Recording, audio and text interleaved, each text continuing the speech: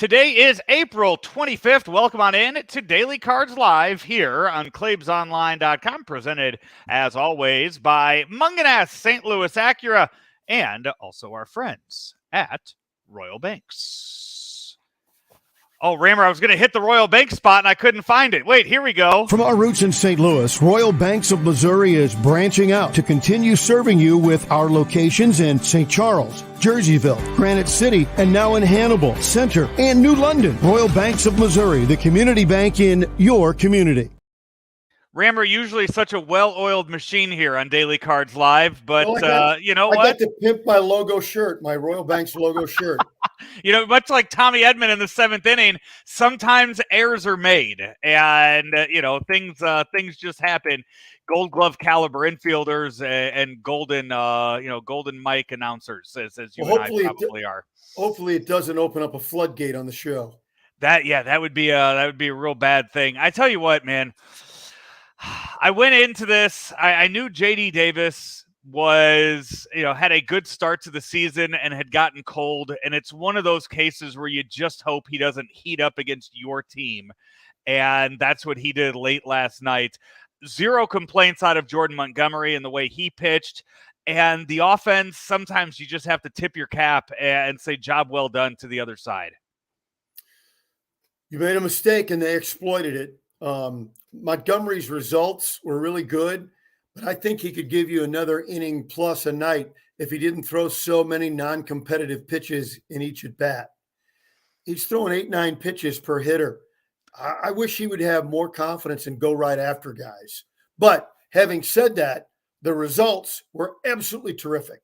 So not a complaint, as you pointed out, but can we just tweak that? Just tweak it. Yeah, I mean, a lot of wasted pitches in those first two innings, as you mentioned, but he pitched out of jams. The Giants stranded 5 guys in the first 2 innings, and you thought, okay, you know what? Is this going to be a trend for the night before? Is he going to keep doing this and they're going to break it open? But no, he settled in real nice, and he pitched deep into the game. And you know what? Just sometimes you're on the wrong end of things. And that's exactly what happened last night with Alex Cobb. 109 pitch, complete game, shutout, third complete game in Major League Baseball this month. I mean, that's how rare they are. That's the third time that's happened this month in Major League Baseball that a pitcher has thrown a complete game. It just, when you're pounding the ball into the ground time and time again, it's not going to be your night. Yeah, you got beat. The problem is now you got to find a way for you to put the pressure on the other team, something the Cardinals haven't done much of. Yeah, and that's going to happen tonight as the Cardinals will face, at least for an inning or two, a familiar face. John Brebbia will be on the mound for the Giants tonight. He'll be taking on Jake Woodford. Is this one of Jake Woodford's last starts for the Cardinals tonight? We know Adam Wainwright was down on a rehab assignment. We know Matthew Libator has been pitching well. Jake Woodford probably has a lot to prove to the Cardinals tonight. It's hard for me to imagine a realistic way that he can save his slot in the rotation. I mean, put up an Alex Cobb-like performance. Is that realistic?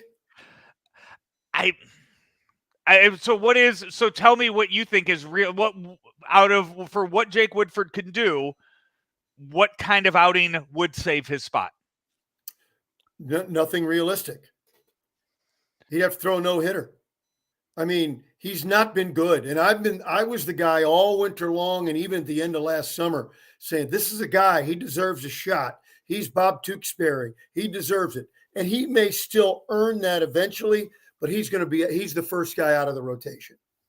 We don't have a lineup yet. Way too early for that. We will keep checking Twitter as we're here with you for the next, 10 minutes or so and figure out what the Cardinals will do tonight. But we saw last night again, they go out, and I do think, no, we don't have a lineup yet. I thought that was the case. But we saw last night they went with an outfield of Nootbaar, Burleson, and O'Neill.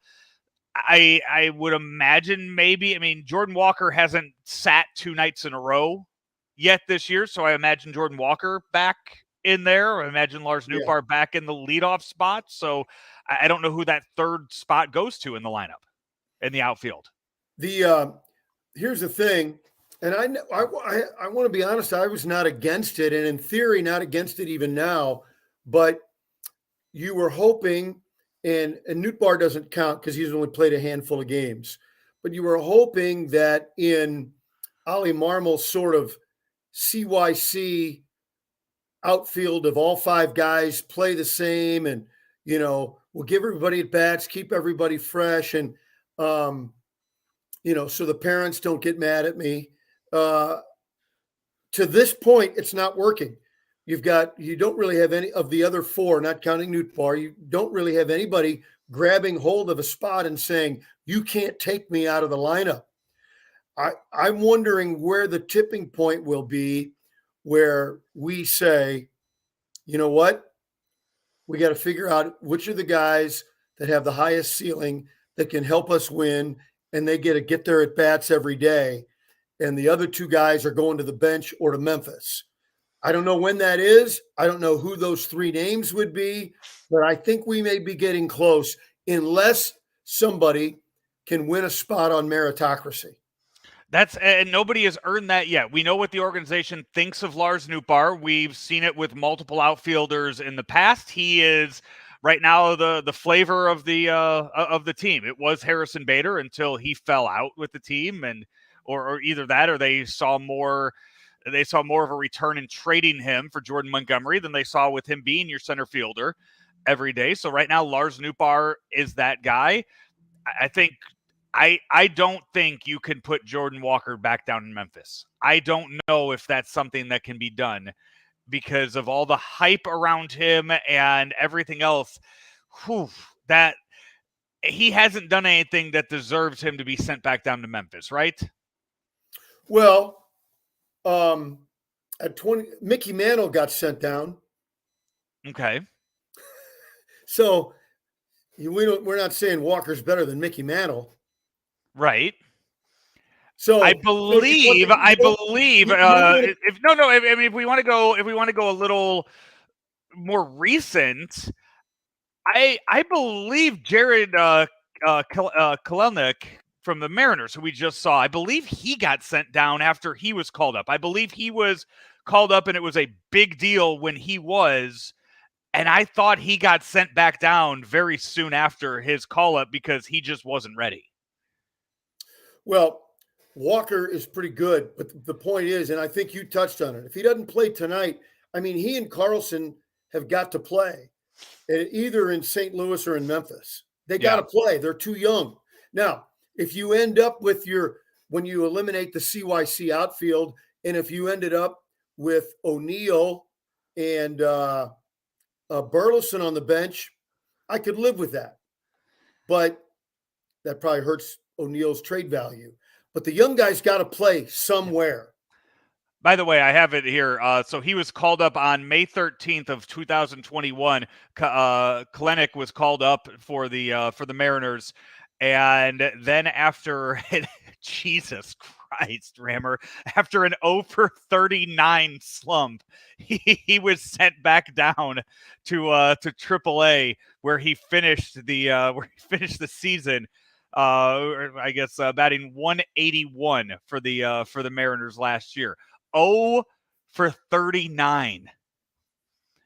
The fact that he didn't give up baseball, I think, says a lot about it. If you go 0 for 39. Yeah, this is the big leagues. That's tough. The big leagues are tough. It's supposed to be that way. I don't know if I've ever seen an 0 for 39. Yeah, I hope our ceiling for Walker is higher than a guy we're not even sure how to pronounce his name. That's fair. Yeah. Yeah. Let's that comparison don't turn me on.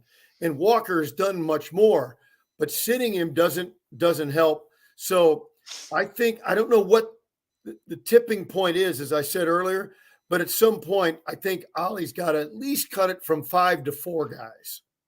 Yeah, and that doesn't help with the addition now back of Paul DeJong into the lineup because now you got 3 second basemen. I mean, Yeah, you have I'm looking at it just from a DH standpoint because you can't DH one of those 4 outfielders now because you have Gorman as your left-handed DH. I guess DeYoung's your right-handed DH. I don't know what you're